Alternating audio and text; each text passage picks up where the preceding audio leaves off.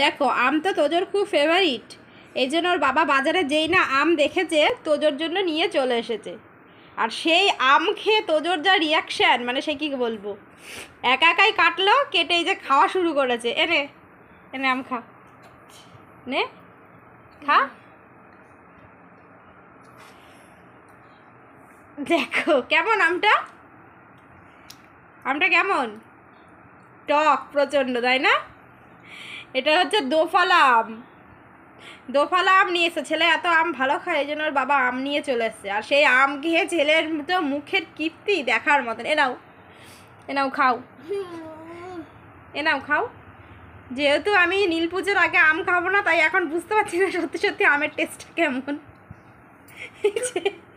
তোজোর অবস্থা, আম খেয়ে তোজোর অবস্থা, কিছু বলার নেই। কেমন রে শোনা আমটা? এই ভাই, আমটা কেমন খেতে? এনে এনে এনে নে নে। যাই করো না কেন, যখন কেউ আম কিনবে দোফালা কিনে দেখে শুনে কিনো।